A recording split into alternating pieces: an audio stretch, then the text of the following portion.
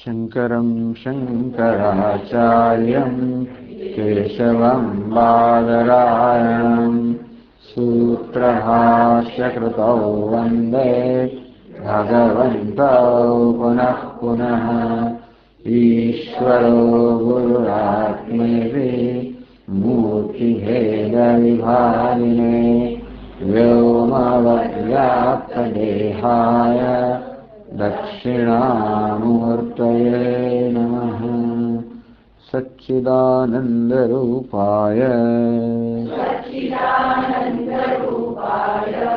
कृष्णाय क्लिष्टकारिणे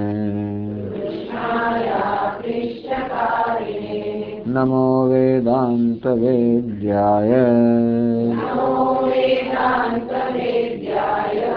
गुरवे बुद्धिसाक्षिणे कृष्णद्वैपायनं व्यासम् सर्वलोकहिते रतम् वेदाब्जभास्करं वन्दे समाधिनिलयं मुनिम्। सहस्रमूर्तेः पुरुषोत्तमस्य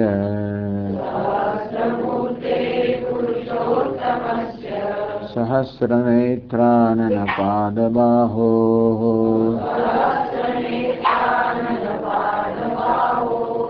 सहस्रनाम्नां स्तवनं प्रशस्तम्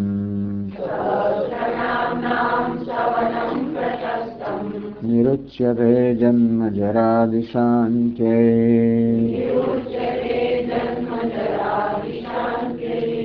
विश्वमूर्तिर्महामूर्तिर्दीप्तमूर्तिरमूर्तिमान्। नहीं है आगा भूतावासो वासुदेवः सर्वासु निलयो नरः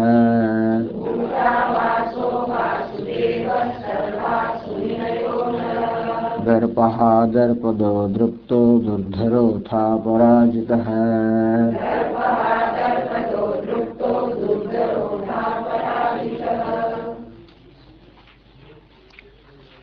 भूतावास शब्द समझावे छे 198 पाना पर।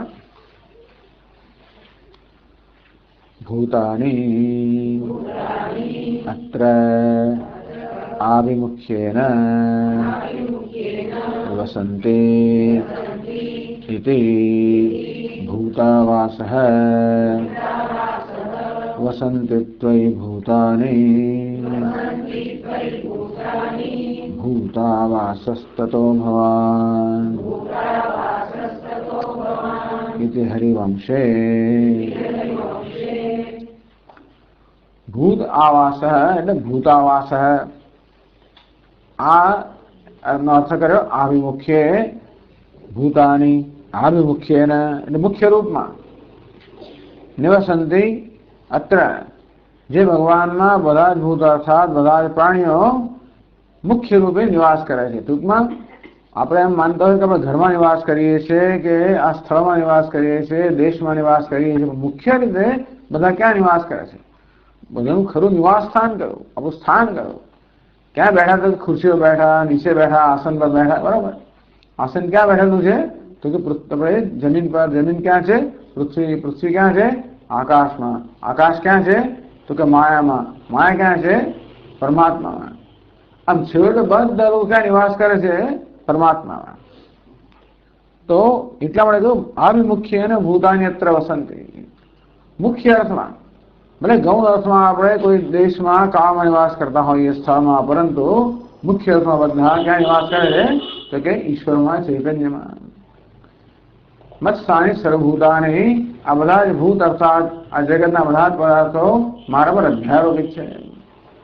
એટલે વેદાંતનું નિવાસ સ્થાન કેવું જેવું સર્પ રજ્જુમાં નિવાસ કરે છે સર્પ રજ્જુમાં અધ્યારોપિત છે રજ્જુ કે સર્પ ન હોઈ શકે તે રીતે આ બધા જ નામરૂપ અસ્થિ ભાતિ પ્રિય એમાં નિવાસ કરે છે એના પર અધ્યારોપિત છે પરમાત્મા અધિષ્ઠાન છે આ બધું નામરૂપ અધ્યારોપિત છે। એ રીતે કહેવાય કે બધા જ ભૂતો બધા જ પ્રાણીઓ કે બધા જ ચર જળ ચેતન જે કંઈ છે બધું જ મુખ્ય અર્થમાં ભગવાનનો નિવાસ કરે. ભગવાનને ભૂતનો આવાસ કર્યો.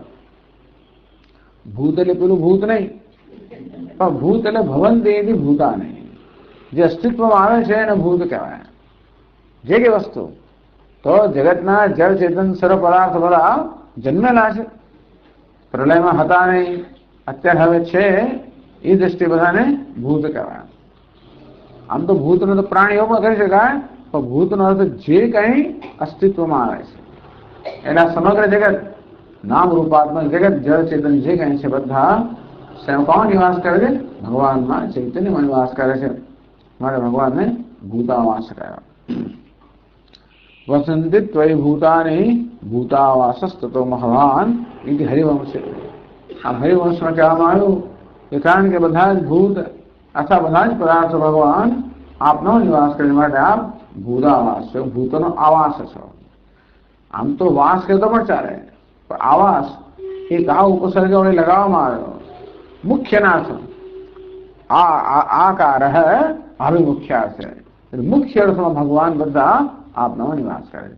ભલે કોઈ પૃથ્વી પર હોય, કોઈ સ્વર્ગમાં હોય, કોઈ અંતરિક્ષમાં હોય, આમ ભલે બધાનું નિવાસ સ્થાન જુદું જણાતું હોય, પરંતુ મુખ્ય અર્થમાં બધા જ, કારણ કે આ પૃથ્વી બધા લોક પણ જેમાં નિવાસ કરે છે એ ભગવાન બધા નિવાસ કરે છે.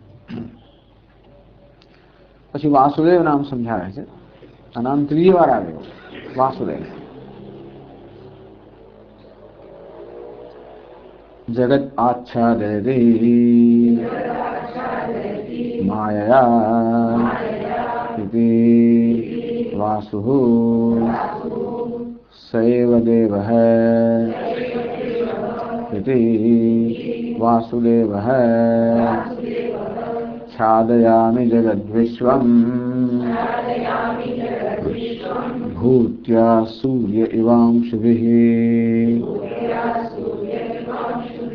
इति भगवत वचनात्.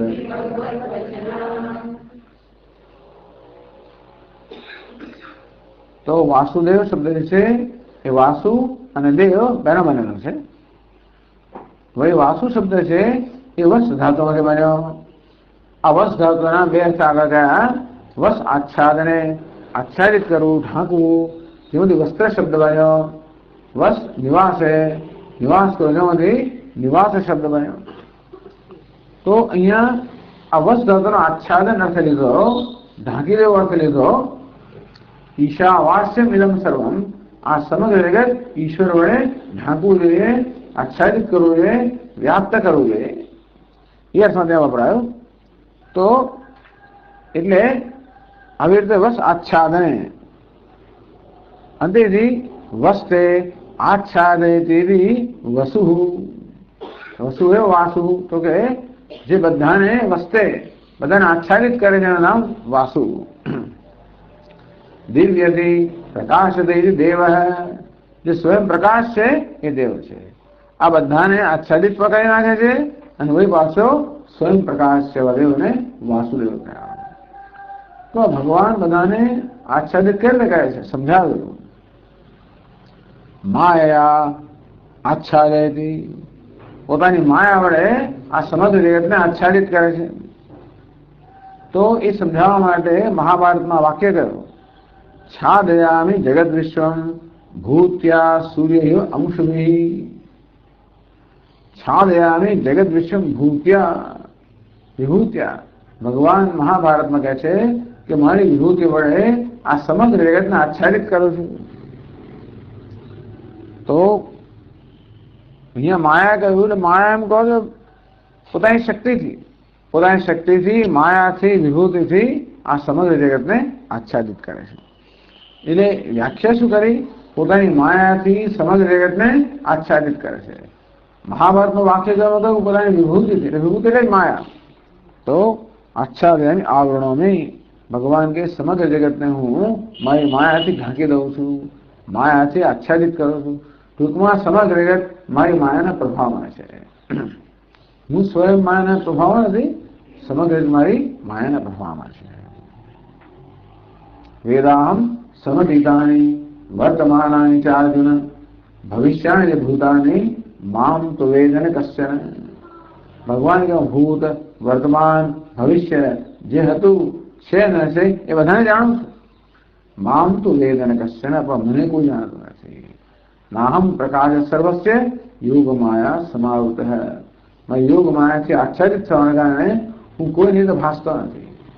આમ ભગવાને જાણે સમગ્ર જગતને માયાથી પ્રભાવિત કરી દીધું, માયાથી આચ્છાદિત કરી દીધું, અથવા માયા પોતાની શક્તિ કે વિભૂતિ ભગવાને સમગ્ર જગતને પોતાની વિભૂતિથી આચ્છાદિત કર્યું. એ રીતે પણ ભગવાનને તો વાસુ કહેવાય.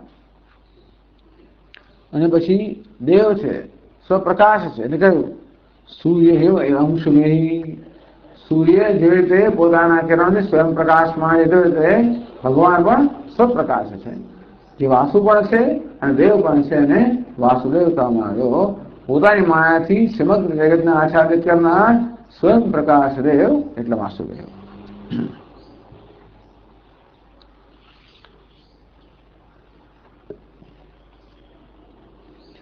પછી સર્વા શૂન્યલય એ શબ્દ સમજાવે છે. સર્વા શૂન્યલય એટલે સર્વ અસુ નિલય. આ ત્રણ શબ્દોના બનેલા છે. સર્વ અસુ નિલય એમ કરીને સર્વા શૂન્યલય છે તો સમજાવે છે. સર્વે એવ અસવઃ પ્રાણાઃ જીવાત્મકે यस्मिन् आश्रये निलीयन्ते सः सर्वासु निलयः.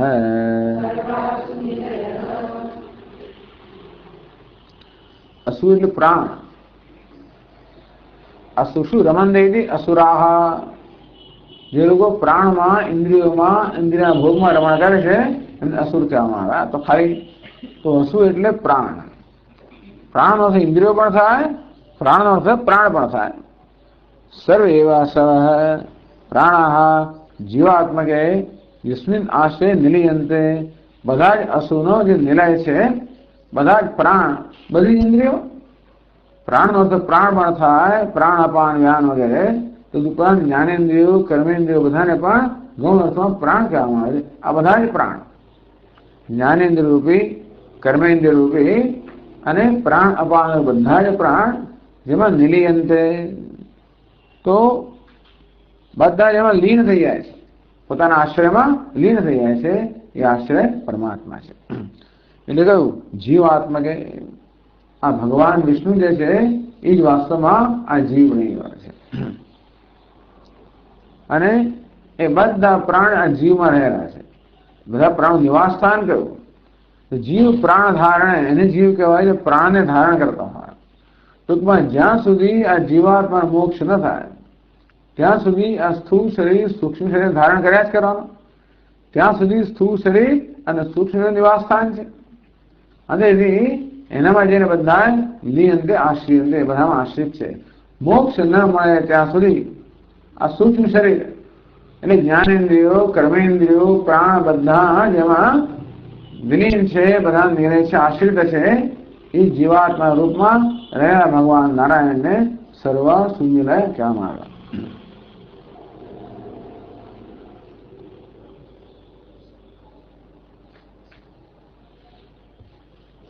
પછી અનલહ શબ્દ સમજાવે છે. અલમ પર્યાપ્તિ શક્તિ સંપદા ન અસ્ય વિદ્યતે ઇતિ અનલહ. અનલ એટલે અગ્નિ અંત કહેવાય. અલમ ન વિદ્યતે યસ્ય તદ અનલ. જે ક્યારે અલમ નથી કહેતો. આમ અનલ મુખ્ય નામ અગ્નિનું છે જે ક્યારે પણ અલમ એટલે પૂરતું છે. આપણે જો પીરસતા હોઈએ ને આમ પીરસ કરીને બોલો ક્યાંય ખાધા જ કરે. ધારો અગ્નિ દેવતાને પણ આપણે પીરસ્યા જ કરીએ, અંદર ઘી નાખ્યા જ કરીએ, લાકડો હમ્યા જ કરીએ. કોઈ તો એમ ના કે ભાઈ મારું પેટ ભરાય. પહેલા જૂના જમાનામાં પેલા સાધુ આવે ને ભિક્ષા માંગે બહારથી ક્યાં આવે, ઉત્તર પ્રદેશમાંથી ક્યાંકથી પહાડમાંથી. પછી આપણે બોલાવીએ અને બેસાડીએ તો એક એક રોટલી મૂકે. માતાજી આ એક એક રોટલી ને આપ ઇતની એક ઈંચ મૂકો. આ એક એક બે રોટલે પત્તો ક્યારે લાગે? એમની એક એક મુદ્દા અલમ થાય જ નહીં, પર્યાપ્ત. ઉલટી એમની ભૂખ વધ્યા કરે અને અનલ કહેવાય, અગ્નિ. તો ભગવાન પણ અલન અનલ છે. એ જુદી રીતે અહીંયા સમજાયું. ભગવાન અગ્નિ પણ છે, પણ જોડે જોડે અલમ, ભગવાનની અલમ એટલે પર્યાપ્તિ. તૃપ્તિ નથી, પણ પર્યાપ્તિ નથી.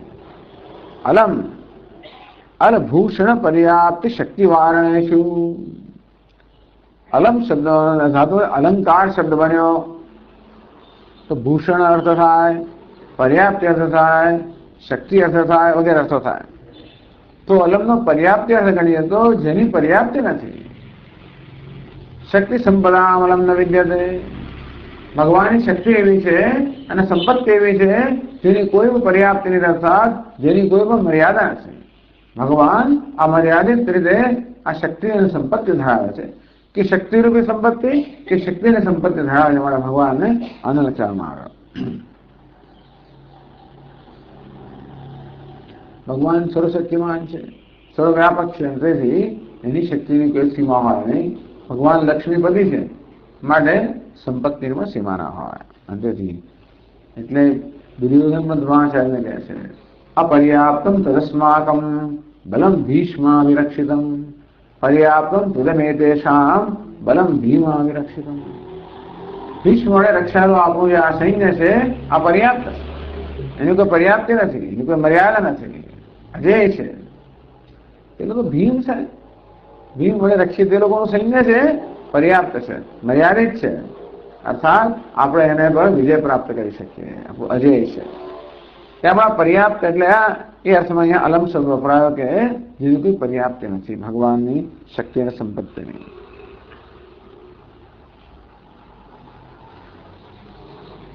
પછી દર્પહા શબ્દ સમજાવે છે. ધર્મ વિરુદ્ધે પસિતિષ્ઠતામ દર્પમ હંતે ઇતિ દર્પહા. આ દર્પ શબ્દ દ્રુપ ધાતુ, દ્રુપ હર્ષ મોહનયો. તો દ્રુપ્તો હર્ષથી, હૃષ્ટો ધર્મમ અતિક્રામતી. દર્પ એકદમ મગરૂરી આવી જાય, ઘમંડ આવી જાય, પોતાનો વધારે ઊંચો ખ્યાલ આવી જાય ત્યારે કે આ માણસ દર્પ ધરાવે છે, ઘમંડ ધરાવે છે. દ્રુપ્તો હૃષ્યતી, આવો ઘમંડ આવી જાય, દર્પ આવી જાય, માણસ હર્ષમાં આવી જાય. હૃષ્ટો ધર્મમ અતિક્રામતી. અને માણસ જયારે એકદમ હર્ષના આવેગમાં આવી જાય ત્યારે પછી એને સાચા પર માન ના રહે, ધર્મનું અતિક્રમણ કરે. એટલે આવી રીતે આપણે જોયું છે ઘણી વાર ઘણા લોકો તો દુષ્ટ જ હોય છે, એ લોકો જાણીને ધર્મનું અતિક્રમણ કરતા હોય છે, અધર્મનું આચરણ કરે. તો ક્યારેક સારા માણસો પણ ધર્મ ભૂલી જાય છે. ક્યારે ભૂલી જાય? એકદમ હર્ષમાં આવી જાય ત્યારે, એક્સાઇટમેન્ટ, હર્ષમાં આવી જાય. બહુ લોકો બધા હાજર હોય ને, બહુ લોકો કરતા હોય એટલે એમાં પણ જોડાઈ જાય ઘણી વાર, એવા આવેગમાં આવી જાય. પોતે કયા પ્રકારનું વર્તન કરે છે એની કોઈ જાતનો વિવેક ના રહે. પણ ધર્મ અતિક્રમ નથી. આપણે આશ્ચર્ય કે આ વ્યક્તિ એવું બોલે, આવું કરે. અત્યારે શું છે? હર્ષના આવેગમાં આવી ગયો. કેમ? બધા અનેક લોકો બધા સાથે હોય ને એને કારણે માણસ એના આવેગમાં આવી જાય અને આવેગથી પ્રેરણા ઘણી વાર અયોગ્ય વસ્તુમાં કરી પડે. તેથી આ દર્પ જે છે એ અંતઃકરણનો ધર્મ છે કે અંતઃકરણની એક વૃત્તિ છે. એ વૃત્તિ જયારે આ દર્પ જયારે જન્મે ત્યારે હર્ષ જન્મે, હર્ષ જન્મે ત્યારે માણસ ધર્મનું અતિક્રમણ કરે કે ધર્મનો ભોગ આપે. એટલા માટે ભગવાન અહીં કહ્યું ધર્મ વિરુદ્ધે પતિતિષ્ઠતામ. આ બધા અસુરો હોય, રાક્ષસો હોય, દુષ્ટ લોકો હોય, પોતાની શક્તિ વગેરેના કારણે અનેક રીતે મગરૂર હોય. એ મગરૂરને કારણે દર્પમાં આવી જાય અને ધર્મનું અતિક્રમણ કરે. રાવણ એવો હતો, એને ખબર છે કે શું ધર્મ, તો પણ મને કોઈની પડી નથી. આ રીતે એ ધર્મનું અતિક્રમણ કરે એટલે કે અધર્મનું આચરણ કરે. તો ભગવાનને આ વસ્તુ સ્વીકારી નથી. ધર્મનું અતિક્રમણ થાય એટલે ભગવાનને ભાઈ ચિંતા થાય. કારણ કે આ જગતને ધારણ કરનાર ધર્મ છે. જ્યાં સુધી જગતમાં ધર્મ વ્યાપ્ત હોય ત્યાં સુધી ભગવાન ઊંઘી જાય તો વાંધો નહીં, કંઈ કરવાની જરૂર નથી. ભલે શેષ શૈયામાં વિરાજમાન હોય અને યોગ નિદ્રામાં હોય, ધર્મ શું કરી લે? જેમ પેલો ઊંટ ગાડીમાં રાતે બેસે અને ઊંટ એને લઈ જાય, સવારે પહોંચાડે, તેવી રીતે ભગવાનમાં ઊંઘી જાય તો વાંધો નહીં. ઊંટ પેલા લઈ તમે ધર્મ બહાર જગતને સંચાલન કરે. પણ જયારે ધર્મ પર આક્રમણ થાય, અધર્મ પ્રબળ બને, ત્યારે પછી ભગવાનને જ્યાં ઊંચા નીચા થાય, પછી અમે નીચે આવવું પડે. એટલા જ માટે જે લોકો ધર્મ અતિક્રમણ કરે છે એમના, હવે આ ધર્મ અતિક્રમણ કેમ? દર્પથી થાય. તો દર્પનો નાશ કરવામાં આવે તો પછી ધર્મ અતિક્રમણ ના થાય. જેમ કેનોપનિષદમાં કથા આવે છે કે દેવો અને અસુરો છે સંગ્રામમાં દેવતાઓનો વિજય થયો. દેવતાઓ એકદમ બસ હર્ષમાં આવી ગયા અને આ તો મારો વિજય છે, મારો મહિમા છે એમ કરીને બધા લોકોનો યશ લેવા લાગ્યા. ત્યારે ભગવાને શું કે આ તો બધા લોકોમાં ગર્વ આવી ગયો, દર્પ આવી ગયો, અંતેથી જેવું થતું હોય એનું પતન થશે. એટલે ભગવાન યક્ષ રૂપે પ્રગટ થયા અને પછી પહેલા અગ્નિ દેવતા, વાયુ દેવતા બધાનો દર્પ દૂર થયો. ઇન્દ્ર દેવતાનો દર્પ દૂર થયો, બધા પાસે નમ્ર બની ગયા. અંતેથી ભગવાન એમનો નાશ કરે એટલે દર્પનો જ નાશ કરે. એવું નહીં કે માણસ જ મારી નાખવો. એવો સંજોગ ઉભા કરવા કે ભાઈ એનો દર્પનો નાશ થાય તો ચાલે. તો દુર્યોધન જેવા દર્પનો નાશ જ ના થાય, રાવણના દર્પનો નાશ જ ના થાય, તો છેવટે એનો પણ નાશ કરવો પડે. બાકી એમ તો દર્પનો નાશથી ચાલે. એટલે ઘણા બધા લોકોની કસોરી થતી હોય છે, જેમ દુર્વાસા ઋષિ વગેરે. તો અમરીશ સ્વામી દુર્વાસા ઋષિ ગયા અને જે કૃત્યને પ્રગટ કૃત્ય એમની પાછળ પડી, દર્પનો નાશ થઈ જાય તો ચાલે. દુર્વાસાનો નાશ કરવાની જરૂર નથી, આ દર્પનો નાશ કરવામાં ચાલે. એટલે ભગવાન દર્પનો નાશ કરે, કારણ કે દર્પ એ ધર્મનું અતિક્રમણ કરવાનું કારણ બને છે. એટલા માટે ભગવાન દર્પનો નાશ કરનાર છે. તો દર્પદહ એમ પણ કહેવાય, પછી નામ છે. એમાં ઉલટું થઈ ગયું. ધર્મ વર્તમને વર્તમાનાનાં દર્પમ દદાતિ ઇતિ દર્પદઃ. ધર્મ વર્તમાની વર્તમાનાનાં, જ્યારે પોતાના ભક્તો હોય કે સત્પુરુષો હોય, એ ધર્મના માર્ગનું અનુસરણ કરતા હોય, ભગવાન એમને ગૌરવ પ્રદાન કરે, એનું દર્પ વધારે. ત્યાં દર્પનો અર્થ આત્મગૌરવ કરવાનો, વિશ્વાસ કરવાનો. ધર્મ અનુષ્ઠાન વિશે કેમ દર્પણ? એવું છે ને કે ધર્મનું અનુષ્ઠાન કરવા માટે પણ કંઈક આત્મગૌરવ જોઈએ. જો આપણામાં આત્મગૌરવ હોય, દર્પ એક વસ્તુ છે અને આપણે કે સેલ્ફ રિસ્પેક્ટ, આત્મગૌરવ. અને સ્વમાન કહો કે આત્મગૌરવ, એના સ્મિતામાં કહેવાય છે આત્મગૌરવ. આત્મગૌરવ મહત્વનું છે તો આપણે આપણા ધર્મનું પાલન કરી શકીએ. એટલે જ આપણી સંસ્કૃતિમાં આ જીવન સંસ્કાર આપવામાં આવે. એને ચાલો ભાઈ હવે ઉપનયન અને આ યજ્ઞોપવિત આપવામાં આવ્યું. તો બ્રહ્મચારી છે એક પ્રકારે એનામાં એક અભિમાન ઉત્પન્ન કરે, હું બ્રહ્મચારી છું. બ્રહ્મચારી અર્થાત બ્રહ્મ કે વેદનું અધ્યયન કરનાર, એનું સેવન કરનાર. તો મારાથી આમ તો ના થાય. મારે બ્રહ્મચર્યનું પાલન કરવું જોઈએ, રોજ વેદ પઠન કરવું જોઈએ, સંધ્યાવંદન કરવું જોઈએ, ગાયત્રી જપ કરવો જોઈએ, ગુરુની સેવા કરવી જોઈએ. આમ એનામાં હું બ્રહ્મચારી છું એ પ્રકારનો એક અભિમાન જન્મ, એ પ્રકારનું ગૌરવ જન્મ. તો પછી એ ગૌરવને છાજે એ પ્રકારનું આચરણ કરશે. નહીં તો રખડી ખાતો, ગઈકાલ સુધી રખડ્યા કરતો. આજે હવે શું માથું મુડાવ્યું ને પછી ચોટલી રખાવી ને પછી યજ્ઞોપવિત આપે તો એકદમ પરિવર્તન થઈ ગયું. હવે એનામાં એક પ્રકારનું ગૌરવ, હું અભિમાન આવે, હું બ્રહ્મચારી છું, મારે ના થાય. એટલે આ બધી લગ્ન વિધિઓ કરે. હવે તું ગૃહસ્થ છે, પતિ છે, હવે જેમ તેમ વર્તે ના ચાલે, ગમે ત્યાં ઘેર આવે ના ચાલે, ક્યાં રખડે ના ચાલે. તું પત્ની છે, ગમે તેમ બોલે ના ચાલે, તું ભાવે. એવી રીતે આમ દરેકને ગૌરવ પ્રદાન કરે. જો ગૌરવ આવે તો શું છે, દરેક આપે સંસ્કાર આપવામાં હેતુ છે. દરેક વખતે સંન્યાસનો સંસ્કાર આપે આવે તો, એટલે જેથી આમ માથું મુડાવી લીધું હોય, વસ્ત્રો પહેર્યા હોય, પશ્ચિમ નથી રોજ જોયે પછી હા હું તો સંન્યાસી છું, આવું મારાથી ના થાય, પહેલા જેવું વર્તન ના થાય. એના જીવ ના બોલાય, ના ખવાય, ના પીવાય, ના એમ કરીને એ ગૌરવ પોતાનો જાગૃત થાય તો માણસ એ ગૌરવ અનુરૂપ ધર્મ અનુષ્ઠાન કરે. એટલે ભગવાન ગૌરવ પ્રદાન કરનારા ભગવાન છે. દર્પદ દર્પમ દદાતી, તો ધર્મનું ધર્મ માર્ગનું અનુસરણ કરનારાઓને માટે એ દર્પ અર્થાત આત્મગૌરવ પ્રદાન કરે છે. એ માટે ભગવાન દર્પ પ્રદાન કરનારા છે. એટલે જો આપણા જીવનમાં દર્પની આત્મગૌરવની જરૂર છે. ખાસ કરીને નાના બાળકોમાં, યુવાનો વગેરેમાં ખૂબ જરૂર છે. અંગ્રેજીમાં કહેવાય ઈગો ગ્રેટિફિકેશન, તો અહંકારને સંતુષ્ટ કરવો જોઈએ. ઘણા લોકોનું એક જ હોય છે, આખો તો અહંકાર પર પ્રહાર કર્યા જ કરે. એ બરાબર નથી. માણસને અહંકારની થોડી જરૂર છે. અહંકાર એટલે થોડો અહમ સંતોષાવી જરૂર છે. તો એને પોતાના વિશે કંઈક ગૌરવ જન્મે કે હું કંઈક છું. બહુ પછી થઈ જાય ગયા પછી દર્પ, હા, એવો અહંકાર વધી જાય કે એને નુકસાન કરનારો હોય તો અહંકાર દૂર કરે. પરંતુ કેટલીક માત્રામાં જ અહંકાર છે ને એ માણસને ગૌરવ પ્રદાન કરનારો છે, આત્મસંતોષ પ્રદાન કરનારો છે. એટલા જ માટે આજકાલ પશ્ચિમમાં વગેરેની અંદર હંમેશા માણસ અહંકારને તુષ્ટ કરવાનો, નાનપણથી. આટલું નાનું છોકરું હોય, જરાક CAT કેટ ને BAT બેટ લખ્યું એટલે એને ઇનામ આપે, હાજો સર્ટિફિકેટ, એક પ્રમાણપત્ર. એનો સ્પેલિંગ, હું મોટો સ્પેલર છે.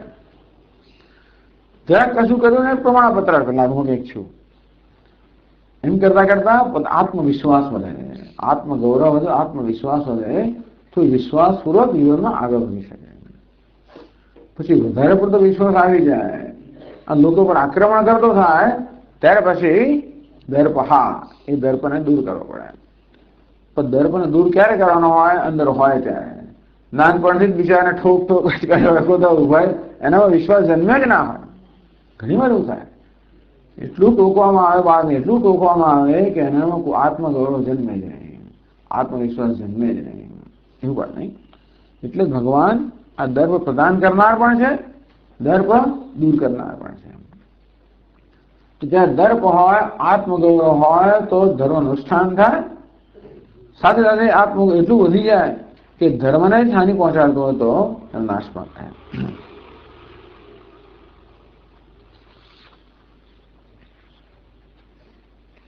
પછી દૃપ્ત, પોતે જ દર્પમાં છે એવું ભગવાન.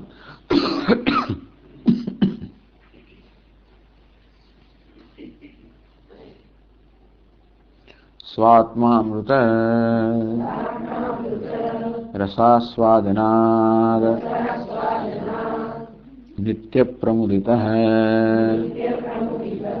દૃપ્ત. દૃપ્ત એટલે જે પોતે દર્પ વાળો છે એને દૃપ્ત કહેવાય. ભગવાનનું દર્પ છે. એ કેવો દર્પ છે? હર્ષના રૂપમાં. કયો હર્ષ છે? સ્વાત્મામૃત રસાસ્વાદન. ભગવાન હંમેશા પોતાના આત્માનો રસાસ્વાદ લઈ રહ્યો છે. સ્વાત્મારામ મુદિત વદનમ. એટલા જ માટે એના મુખ પર એક સ્મિત હોય છે, મંદ સ્મિત. આપણા બધા દેવતાના મુખ પર મંદ સ્મિત હોય, હાસ્ય ના હોય. પેલું શું કહેવાય, પેલું મોડું ચડેલું પણ ના હોય, કે વિલાયેલું મોડું પણ ના હોય, કેવું હોય? મંદ સ્મિત હોય. અંદર જે આનંદ છે એ આનંદને પ્રગટ કરનારો. આમ સ્વાત્મારામ, ભગવાન હંમેશા પોતાના આત્મામાં જ આનંદ કરતો, આરામ કરતો હોય, એમાં નિષ્ઠ હોય અને એવી સતત પોતાનો રસાસ્વાદ લઈ રહ્યો હોય. જેમ કરારવિંદેન પદારવિંદમ મુખારવિંદે વિનિવેશયંતમ. ભગવાન પોતાના જ બે હસ્તકમળથી પોતાના ચરણ કમળને મુખ કમળમાં પ્રવેશ કરાવે, પોતે જ પોતાનો રસાસ્વાદ લઈ રહ્યા હોય. ભગવાન હંમેશા આત્માનંદનો આસ્વાદ લેતા હોવાના કારણે હંમેશા મસ્તીમાં, દૃપ્ત કેવો મસ્તીમાં હોય છે. ભગવાન હંમેશા પોતાની મસ્તીમાં હોય, નામ દૃપ્ત. નિત્ય પ્રમોદિત.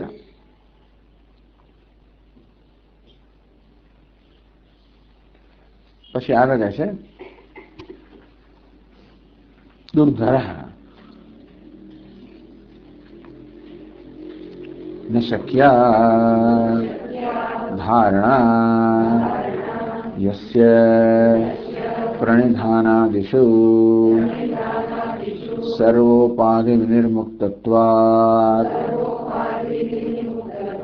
तथापि तत्प्रसादतः कैश्चित् दुःखेन धार्यते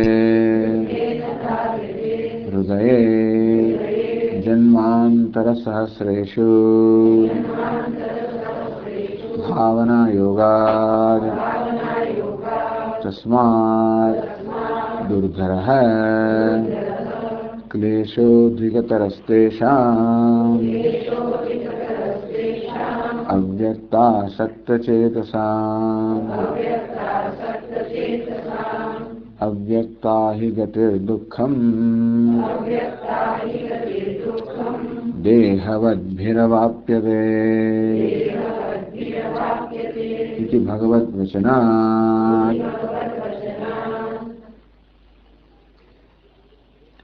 दुर्धर है જેને ધારણ કરવો અત્યંત મુશ્કેલ છે એને દુર્ધર કહેવામાં આવ્યો। આગળમાં દુર્ધર શબ્દ આવી ગયો। ભગવાન તો બધાને ધારણ કરનારાને ધારણ કરે છે, તો કે શેષના કે પૃથ્વી વગેરે બધાને ધારણ કરનારા છે, બધાને ધારણ કરનારા હોવાના કારણે એને કોઈ ધારણ ના કરી શકે, એ તો દુર્ધર કહેવામાં આવ્યો સગુણ રૂપમાં। તો ભગવાનના સગુણ સ્વરૂપને કોઈ ધારણ ના કરી શકે, તો ભગવાન નિર્ગુણ સ્વરૂપની વાત કરે છે। સર્વ ઉપાધિ વિનિર્મુક્તત્વાत्, બધા પ્રકારની ઉપાધિ રહિત હોવાના કારણે, એટલે કોઈ વસ્તુનો ભગવાનમાં પ્રવેશ નથી। ન તત્ર ચક્ષુર ગચ્છતિ ન વાગ ગચ્છતિ ન મનઃ, ત્યાં ચક્ષુરમાં પહોંચ નથી, વાણીમાં પહોંચ નથી, મનની પહોંચ નથી, કશાની પહોંચ નથી, મનની પહોંચ નથી, એટલે એને મનમાં ધારણ ના કરી શકાય। यस्य प्रणिधानादिषु धारणा ध्यान समाधि, तो આવી રીતે ધારણા કોને કહેવાય કે કોઈ બીજાથી આપણે ધારો નક્કી કર્યું હોય કશાનું ધ્યાન કરવાનું, જે ભગવાનની મૂર્તિનું ધ્યાન કરવાનું નક્કી કર્યું હોય, તેના નામનું ધ્યાન કરવાનું નક્કી કર્યું હોય, તો એ જ વૃત્તિનો પ્રવાહ વયા કરે, બીજું કોઈ વિપરીત વૃત્તિ ન આવે, એને ધારણા કહેવામાં આવે।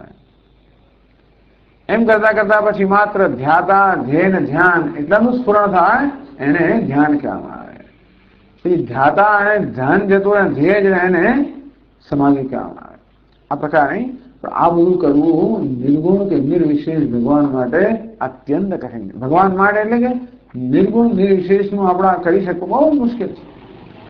એટલા જ પણ આપણે સંસ્કૃતિમાં આપણને ઘણા બધા આલંબન આપવામાં આવ્યા, નામનું આલંબન, રૂપનું આલંબન, અનેક આલંબન આપવામાં આવ્યા, જેથી કોઈ જ આપણે ભગવાનને હૃદયમાં ધારણ કરી શકીએ।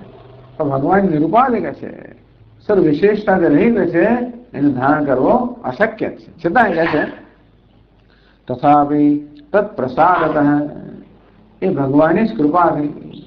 એટલા જ પણ ક્રમ એવો છે કે પહેલા ભગવાન જે સગુણ બ્રહ્મ છે એને ધારણ કરીએ, એની કૃપાથી નિર્ગુણ બ્રહ્મને ધારણ કરવાની ક્ષમતા પ્રાપ્ત થાય, આવો ક્રમ છે। એટલે ભગવદ્ ગીતામાં બીજે પણ આ પ્રકારનો ક્રમ બતાવવામાં આવ્યો।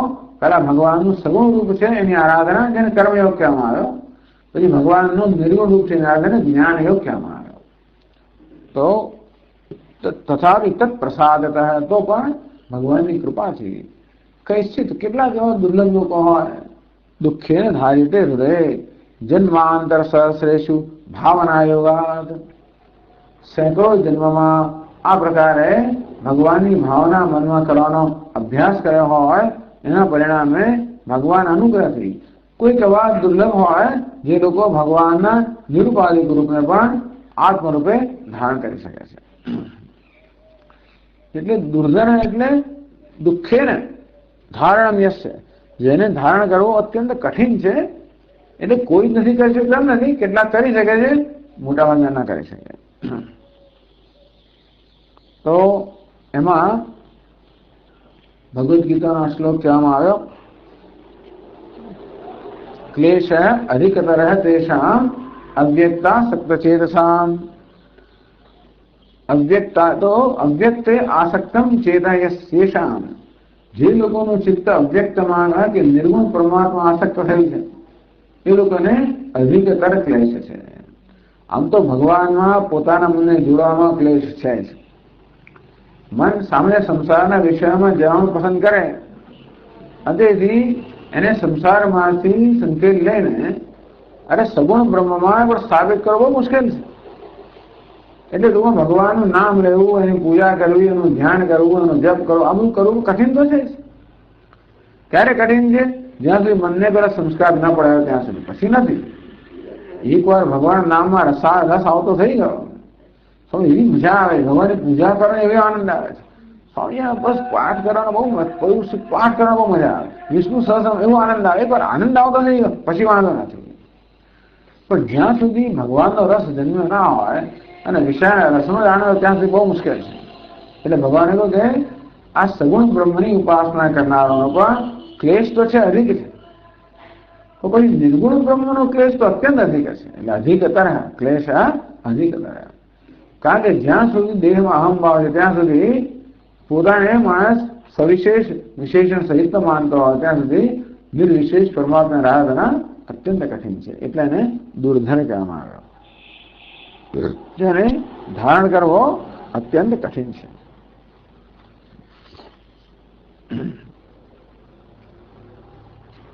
इसलिए अपराजित है नाम समझावे છે. आंतरैहि रागादिभिः बाह्यैरपि दानवादिभिः शत्रुभिः पराजितः इति अपराजितः. જે કોઈ પ્રકારના શત્રુથી પરાજિત ન થાય. તો બે પ્રકારના શત્રુઓ બતાવવામાં આવ્યા, આંતરિક શત્રુઓ અને બાહ્ય શત્રુઓ. નાંતરૈહિ રાગાદિનિ. ભગવાન જ્યારે પણ આંતરિક શત્રુઓ રાગ દ્વેષ કે ભાઈ કામ ક્રોધ લોભ નામના શત્રુઓ છે ક્યારે પણ એની પરાજિત ન થાય.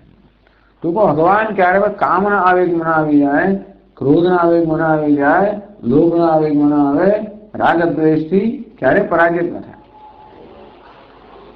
એટલે તો પાર્વતી દેવીના બહુ સંશય જન્મ્યો ને.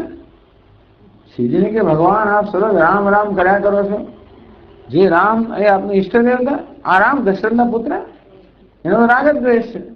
જોને પત્નીનું અપહરણ થઈ ગયું કરે કે કેવા રડારોળ કરે છે વિયોગની અંદર, કેટલો રાગ છે, આસક્તિ કેટલી છે.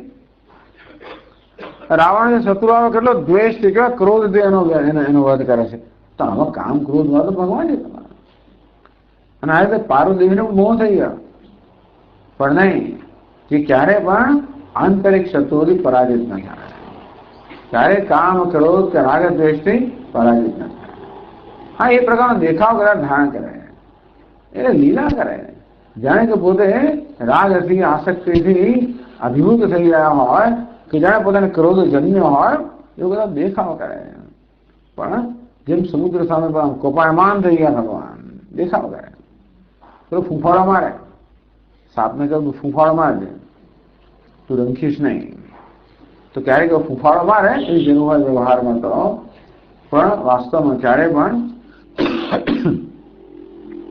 પ્રભાવિત ન થાય. પ્રસન્નતામ યાન ગતા વિષેકતઃ તથાનમલે વનવાસ દુઃખતઃ મુખાંબુજશ્રી રઘુનંદનસ્ય મે સદા સુસા મંજુલ મંગલપ્રદા. તુલસીદાસ મહારાજ કે રામચંદ્ર વિશે કે જયારે અભિષેકના સમાચાર સાંભળ્યા ત્યારે પણ મુખ વિકૃત ના થયું, હર્ષથી. વનવાસના સમાચાર સાંભળ્યા ત્યારે શોકથી મ્લાન ન થયો. એમની પ્રસન્નતા એવી જળવાઈ. એનો અર્થ એ થયો કે હર્ષ અને શોકના આવેગોથી ક્યારે પણ અભિભૂત ન થાય, એને વશ ના થાય, પરાજિત ના થાય. આમ આંતરિક શત્રુઓથી અપરાજિત અને બાહ્ય શત્રુઓ રાવણ વગેરેમાં પરાજિત. તો બાહ્ય દાનવાળી શત્રુ ન પરાજિત હે. ઘણા લોકોને ભગવાનનો ખ્યાલ જુદા પ્રકારનો દુનિયાની અંદર. ઘણા લોકો એમ કે ભગવાન કોઈ આપતો ના જ કરી શકે, ભગવાનની શક્તિની મર્યાદા માનતા હોય ઘણા લોકો. કઈ કોઈ બાહ્ય શત્રુઓથી પરાજિત ન થાય, માટે અપરાજિત હે. આ બધી વાત તો મુખ્યત્વે એમના સગુણ બ્રહ્મ અવતાર રૂપે કહેવામાં આવે કે કોઈ અવતારમાં ક્યારે પણ પરાજિત ના થાય. એવી જ કથાઓ આપણે વાંચીએ દરેક મત્સ્ય કુર્મ વરાહ વગેરે જોઈએ ત્યારે દરેક અવતારમાં ભગવાને આ અસુરોને દાનવોને પરાજિત કર્યા છે. એ ક્યારે પરાજિત ન થાય. કદાચ પરાજિત થતા દેખાય તો એની પાછળ બાજુ કઈ એમનો ખેલ તો હોય જ. પેલા કાળ યવનની સામે જાણે કે હારી ગયા ને ભાગી ગયા એ પણ બરાબર ગણતરી થઈ. જે પેલી ગુફામાં જાય મુસ્કુંદ સુઈ ગયો છે, કાળ યવન આવે મુસ્કુંદ વિક્ષિપ્ત થઈ જાય, આંખો ખોલે બળીને ભસ્મ થાય. ટૂંકમાં આ દરેક દાનવનો નાશ થવા માટે જે પ્રકારની જરૂર એવી સ્થિતિ ઉત્પન્ન કરે ભગવાન પાસે એટલું કરે. ભગવાન કર્મ વગર આતા છે ને એટલે દરેકના નાશ માટે જે સ્થિતિ હોય એ ઉત્પન્ન કરે. એ પોતે કંઈ કરતા નથી. ભલે પેલા ભીમસેનને કે આમ માર તો એ મરવાનું નક્કી જ હતું. એ પ્રમાણે દુર્યોધને મરવાનું હતું, પણ એ સ્થિતિ ઊભી કરવાનો ધર્મ છે. કર્મ વગર આતા છે ને એટલા માટે. કર્ણને તો આમ, દ્રોણ તો પેલી રીતે, જયદ્રથને બીજી રીતે, ભીષ્મને આ રીતે. તો માટે એ બધાને મરવા માટે જે પ્રકારની આવશ્યકતા એ સ્થિતિ ઊભી કરે. પણ સ્વયં ક્યારે પણ ક્રોધથી દ્વેષથી ક્યારે પણ પ્રેરણા કશું ના થાય. પછી 90મા શ્લોકમાં આગળ કહે છે વિશ્વમૂર્તિર્મહામૂર્તિર્દીપ્તમૂર્તિરમૂર્તિમાન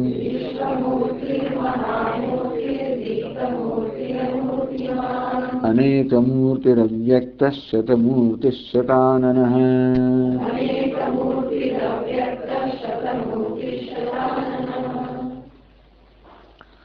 વિશ્વમૂર્તિ સમજાવે છે. પછી વિશ્વમ મૂર્તિ અસ્ય સર્વાત્મકત્વાદ ઇતિ વિશ્વમૂર્તિ. વિશ્વમ ચરાચરાત્મકમ જગત મૂર્તિ શરીરમ. આ ચરાચર જગત જે છે ભગવાનનું શરીર છે. ભગવાન જે વિરાટ પુરુષ છે ને એને વિશ્વમૂર્તિ, વિશ્વ એની મૂર્તિ છે એટલે કે રૂપ છે, શરીર છે, ભગવાનને વિશ્વમૂર્તિ કહેવામાં આવે. તો કે ભગવાન વિરાટ સ્વરૂપ છે એટલે આ સમગ્ર જગતનું શરીર છે. આ બધા ભગવાન નામ છે. એ રીતે જોવા જઈએ તો આપણે આમ તો ભગવાન ઐક્ય છે ચૈતન્ય દ્રષ્ટિએ, તો ઉપાધિના સ્તરે જોવા જઈએ તો ભગવાનના અંશ છે. દેવ બુદ્ધ્યા તો દાસોહમ, જીવ બુદ્ધ્યા તો દંશક. દેહને બુદ્ધિ અહમ બુદ્ધિ ધરાવનારાઓ ત્યારે આપનો દાસ છું. જ્યારે અહંકારમાં અહમ બુદ્ધિ હોય જીવાત્મા તેનો આપનો અંશ છે. એમ જેવી રીતે આપણું શરીર હોય, બધા અંગ એના અંશ હોય, એક કોષ હોય એના અંશ હોય, તેવી રીતે આ સમગ્ર વિશ્વ ભગવાનનું શરીર છે. અને દરેક નામ જાણે કે એમાં નાનકડે એક અંશ છે. તો સમગ્ર વિશ્વરૂપે શરીર ધરાવનાર ભગવાનને વિશ્વમૂર્તિ, એ મૂર્તિનો અર્થ શરીર કરવામાં આવ્યો. વિશ્વ જેની મૂર્તિ છે, શરીર છે, એવા વિરાટ રૂપમાં રહેલા ભગવાનને વિશ્વમૂર્તિ કહેવામાં આવે.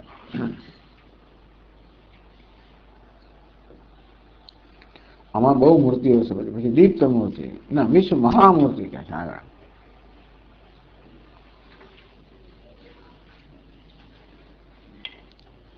શેષ પર્યંક શાયનઃ અસ્ય महती मूर्ति इति महामूर्ति. महत्यधिक प्रमाण मूर्ति. ભગવાનની મૂર્તિ એટલે શરીર ખૂબ મોટું છે. મહામૂર્તિ એટલે મહાન મૂર્તિ કે મોટું શરીર, મોટું વિગ્રહ ધરાવનારા ભગવાન કેટલા લાંબા હશે. શેષ પર્યંક શાયન. આ શેષનાગ કેટલા લાંબા હશે. તો શેષનાગ એને શૈયા છે એટલે ભગવાનમાં કેટલા મોટા છે. શેષનાગ જેવડા. શેષનાગ અને આચ્છાદિત કરનારી ભગવાનની આ મૂર્તિ કે શરીર છે, પણ ભગવાનને મહામૂર્તિ કહેવામાં આવે. મૂર્તિ આ ભગવાનના ભિન્ન ભિન્ન સ્વરૂપ છે. વાસુદેવ, પછી પ્રદ્યુમ્ન, અનિરુદ્ધ વગેરે. તો આ ભગવાનની મૂર્તિઓ જે વિગ્રહ છે, વ્યૂહ છે બધા. સંકર્ષણ, વાસુદેવ, સંકર્ષણ, પછી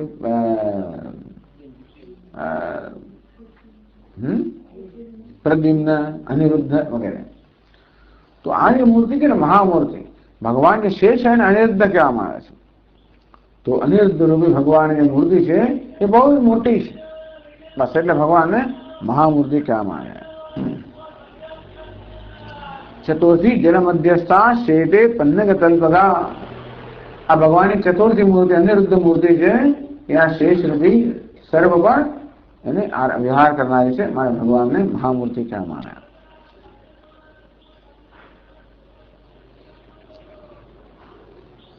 પછી દીપ્ત મૂર્તિ એ સમજાવે છે. દીપ્તા જ્ઞાનમયી મૂર્તિ યસ્ય ઇતિ સ્વેચ્છયા ગૃહીતા તૈજસી મૂર્તિ દીપ્તા અસ્ય ઇતિ વા દીપ્ત મૂર્તિ. આ દીપ્ત મૂર્તિ શબ્દના બે અર્થ કર્યા. દીપ્તા મૂર્તિ તો દીપ્તા એટલે એકદમ તેજસ્વી. ભગવાનની મૂર્તિ, ભગવાનનું સ્વરૂપ તેજસ્વી છે.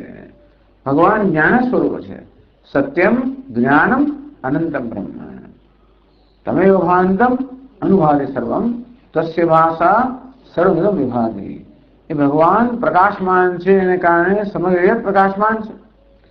ભગવાન પ્રકાશ એ આત્મરૂપે, પછી આપણે ઇન્દ્રિયો પ્રકાશિત કરે, એ દ્વારા જગતના વિષયોને પ્રકાશિત કરે. માટે ભગવાન કહે પ્રકાશ સ્વરૂપ છે, જ્ઞાન સ્વરૂપ છે. માટે એમને દીપ્ત મૂર્તિ, પ્રકાશ સ્વરૂપ કે તેજસ્વી. તેજસ્વીનો અર્થ સૂર્ય જેવું તેજ નહીં, પણ જ્ઞાન રૂપી તેજ જેનું સ્વરૂપ છે ભગવાનને દીપ્ત મૂર્તિ કહેવામાં આવે.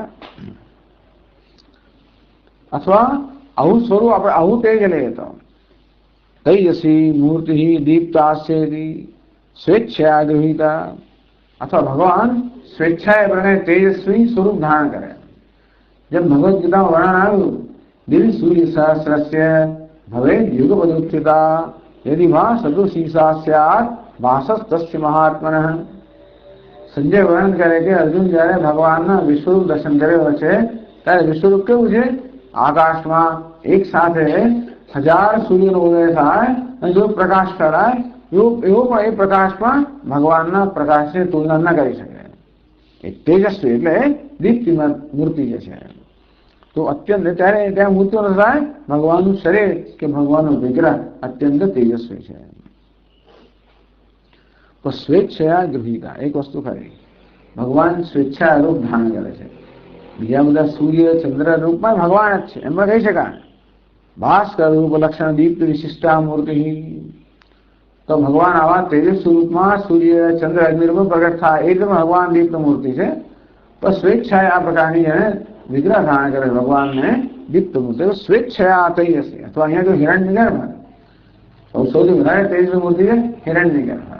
એ રૂપમાં ભગવાન પોતાની ઈચ્છા કે માયાથી પ્રગટ થાય છે. એવા તેજસ્વી રૂપમાં પ્રગટ થાય છે ભગવાનને દીપ્ત મૂર્તિ કહેવામાં આવે.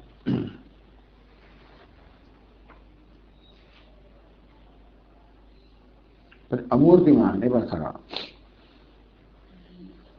કર્મ નિબંધના મૂર્તિ અસ્ય ન વિદ્યતે ઇતિ અમૂર્તિમાન. તો મૂર્તિ શબ્દના જુદા અર્થ કરે છે. પહેલામાં વિશ્વ મૂર્તિ, મૂર્તિનો અર્થ શરીર કર્યો. દીપ્ત મૂર્તિ, મૂર્તિનું સ્વરૂપ કર્યું. હવે અમૂર્તિમાન, એમાં કર્મજન્ય સ્વરૂપને મૂર્તિ કહેવાય. મૂર્તિ એટલે કર્મજન્ય શરીર. તો અમૂર્તિમાન એટલે ભગવાન મૂર્તિવાળા નથી, શરીરવાળા નથી. કયા પ્રકારના શરીરમાં? કર્મજન્ય શરીરવાળા નથી. ભગવાન આમ તો રામ કૃષ્ણ વગેરે મૂર્તિ કે સ્વરૂપ ધારણ કરે છે, પણ લીલા માનુષ્ય વિગ્રહ, લીલાથી ક્રીડાથી પ્રકારનું માનુષ વિગ્રહ ધારણ કરી કર્મ છે નહીં. અજો વિસન અવ્યયાત્મા ભૂતાનામ ઈશ્વરો વિસન. હું તો પ્રાણીમાં તો ઈશ્વર છું, મારો કોઈ ઈશ્વર નથી. આ કર્મના નિયમથી હું બધા પર શાસન કરું છું, મારો કોઈ શાસક નથી. મારો જે જન્મ થાય, અવતાર ધારણ કરવામાં આવે એ કોઈ કર્મને કારણે નથી. સ્વેચ્છાએ માયા મારી સ્વેચ્છાથી મને યોગ્ય લાગે એ પ્રકારનું રૂપ હું ધારણ કરું છું. એટલે એ રીતે અમૂર્તિમાન. અમૂર્તિમાન એટલે જેની મૂર્તિ કે કર્મ, જેની મૂર્તિ કે વિગ્રહ કર્મથી નથી, સ્વેચ્છાએ છે. ઈચ્છા દુરિત મૂર્તિ, પોતાની ઈચ્છાથી સ્વેચ્છાથી જે સ્વરૂપ ધારણ કરે, એટલે જેને જોયું તો માછલી બને, એ તો મત્સ્ય પણ બને, કાસવો બને, વરા પણ બને, સિંહ પણ બને, જે બનવું એ બને.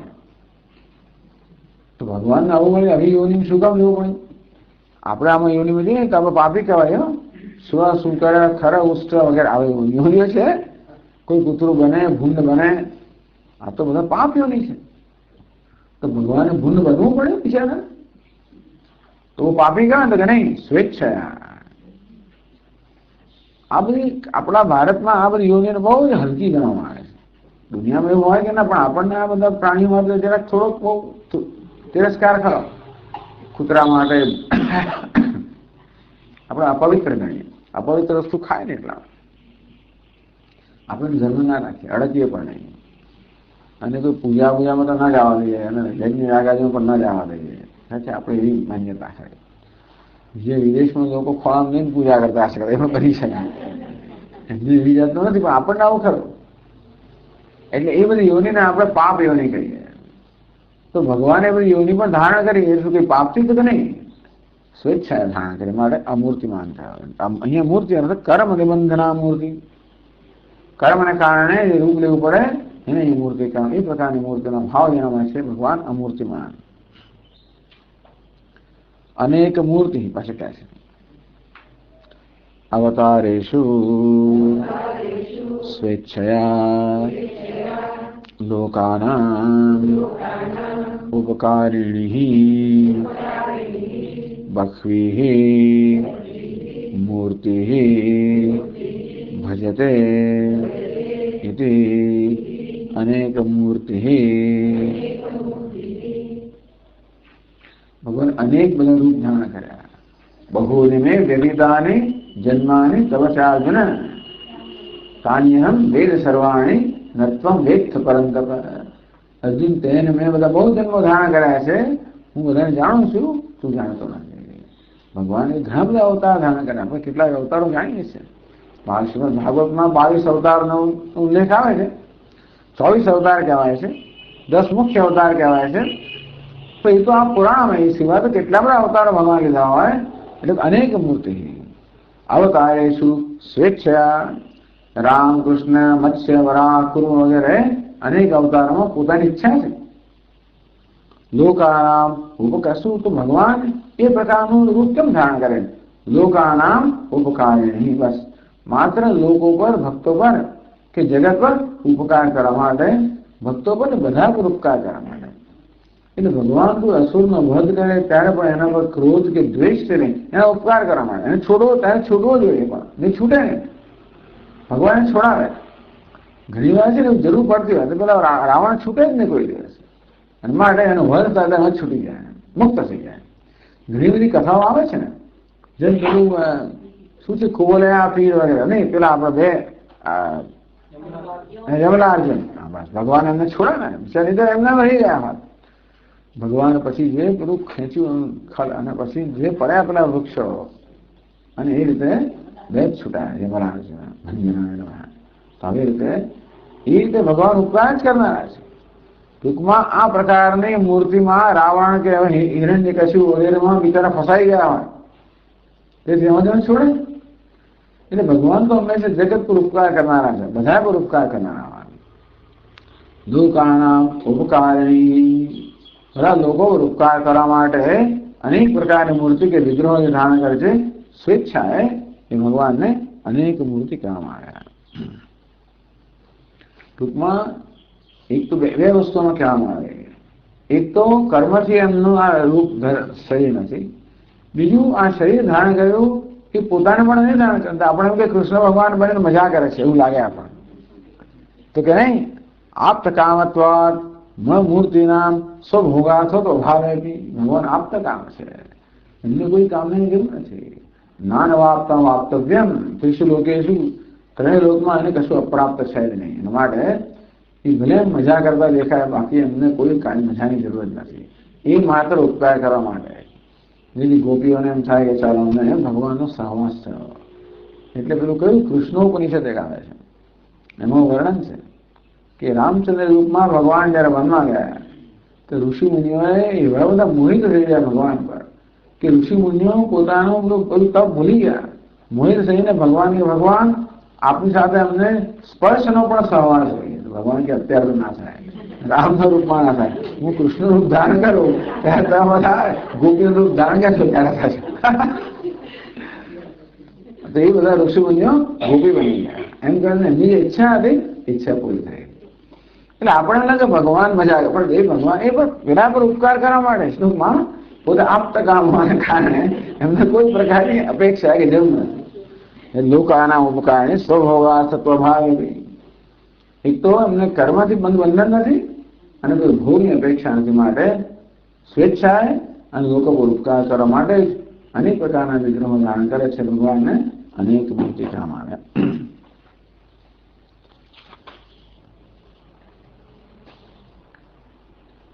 પછી અવ્યક્ત કહે છે, આગળ કહે છે યદ્યપિ અનેક મૂર્તિત્વમ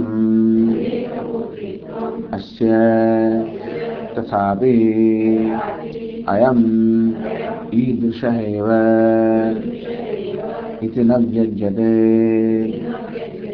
ઇતિ અવ્યક્તઃ.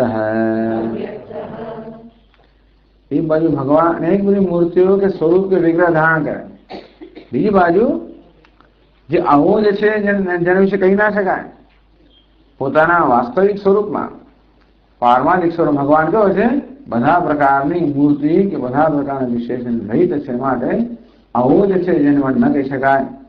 ન સંદર્શે તિષ્ઠ રૂપમસ્ય, રૂપ ક્યારે પણ પોતાની ચક્ષુની સમક્ષ હોય જ ના શકે, કારણ કે ભગવાન રૂપ વગર નથી. ન ચક્ષુષા પશ્યતિ કશ્ચનૈનમ, ક્યારે પણ કોઈ એને ચક્ષુથી ના જોઈ શકે. કહેવામાં ભાવ એ છે કે ભગવાન ક્યારે પણ ઇન્દ્રિયો વગરનો વિષય ના બની શકે. વ્યક્ત કોને કહેવાય? ઇન્દ્રિયોનો વિષય હોય તે. મયા તદમિદં સર્વમ જગત અવ્યક્ત મૂર્તિના. ભગવાન અવ્યક્ત છે. અવ્યક્તોક્ષર ઇત્યુક્તાહુ અવ્યક્તોક્ષર ઇત્યુક્તઃ તમાહુ પરમાનંદ ગતિ. ભગવાન અવ્યક્ત અર્થાત ઇન્દ્રિયનો વિષય નથી. એટલા જ માટે ભગવાન આ બધા અવતાર ધારણ કરે જેથી ભક્તોને ઇન્દ્રિયનો વિષય બની શકે, ભક્તો જેની રીતે વ્યવહાર કરી શકે. માટે ઉપકાર કરવા માટે અવતાર ધારણ કરે. સ્વયં કેવા છે આટલા બધા રૂપ લેવા છતાં પણ સ્વયં પારમાર્થિક સ્વરૂપ છે એ ક્યારે પણ વ્યક્ત ન થાય. અર્થાત ઇન્દ્રિયોના જ્ઞાન વિષય ના બને માટે વ્યક્ત કરવા. માયા શીર્ષા મયા સૃષ્ટા યન્મામ પશ્યસી નારદ સર્વભૂત ગુણૈર્યુક્તમ મૈવમ મામ દ્રષ્ટુમર્હસી. આ નારદ તું જે જોઈ રહ્યો છે મારી માયામાં બધું સર્જન છે, વાસ્તવમાં મારું વાસ્તવિક સ્વરૂપ છે એમ તો આમ જોઈ ન શકે. એને અવ્યક્ત કહેવામાં આવે. પછી આગળ શતમૂર્તિ સમજાવે છે. નાના વિકલ્પજા મૂર્તયઃ સંવિદાકૃતયઃ સંતે ઇતિ શતમૂર્તિઃ. પાછા અનેક શતમૂર્તિ સેંકડો જેની મૂર્તિ છે. નાના વિકલ્પજા મૂર્તયઃ સંવિદાકૃતયઃ. સંવિદ જ્ઞાન, આ જ્ઞાન સ્વરૂપ ભગવાનની કલ્પનાને કારણે અનેક બધી મૂર્તિઓ છે. મારા ભગવાનને શતમૂર્તિ કહેવામાં આવ્યા. નાનાવિધ પૂર્વ ભ્રમજન્ય. આ ભ્રમને કારણે આ બધી મૂર્તિ ભગવાને વાસ્તવમાં અનેક બધી મૂર્તિ કે સ્વરૂપ ધારણ કર્યા છે ભ્રમને કારણે. અત્યારે આપણે આજે દેહ લીધો એ ભ્રમને કારણે, દેહમાં અહંભાવને કારણે. એ ભ્રમ કેમ જન્મ્યો? પૂર્વના કલ્પમાં પૂર્વના જેનો ભ્રમ હતો એટલા માટે. આ ભ્રમની પરંપરાથી આ ભગવાન નવા નવા મૂર્તિઓ અનેક મૂર્તિઓ ધારણ કર્યા જ કરતો હોય છે. માટે એને શતમૂર્તિ કહેવામાં આવે. અને છેલ્લે શતાનન કહે છે. વિશ્વાદિમૂર્તિત્વમ યતઃ અતઃ એવ શતાનનઃ शत એટલે સેંકડો મુખવાળા, કારણ કે ભગવાન શતાનન શિરોગ્રીવ સર્વતઃ પાણીપાદં તદ સર્વતોક્ષી શિરોમુખમ સર્વતઃ શ્રુતિમલ્લોકે સર્વમાવૃત તિષ્ઠતિ. બસ શતાન એટલે સેંકડો મુખવાળા, સર્વતઃ પાણી, બધા હાથ અને પગ અને મુખ અને ચક્ષુ બધાના રહેલા છે એ ભગવાન શતાનન સેંકડો મુખવાળો કરાવે કે જગતના રૂપમાં જ વ્યક્ત થાય છે. ત્વમ સ્ત્રી, ત્વમ કુમારસી, ત્વમ કુમાર, ઉતવા કુમારી, ત્વમ જીર્ણો દંડેન મંજસી, ત્વમ જાતોસી વિશ્વતો મુખ. ભગવાન આપણને આ જગતની અંદર અનેક બધા રૂપ લઈને પ્રગટ થયેલા છે, માટે એને શતાનન કહેવામાં આવે. આનંદ એટલે મુખ, શત એટલે 100 કે સેંકડો, સેંકડો મુખવાળો ભગવાન શતાનન હે.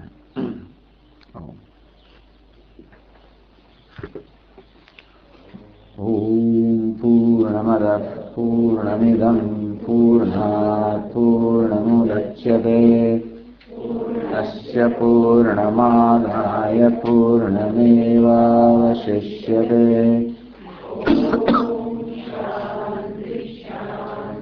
શાંતિઃ. શંકરં શંકરાચાર્યં કેશવં બાદરાયણં सूत्रभाष्यकृतौ वन्दे भगवन्तौ पुनः पुनः. ईश्वरो गुरुरात्मेति मूर्तिभेदविभागिने व्योमवद्व्याप्तदेहाय दक्षिणामूर्तये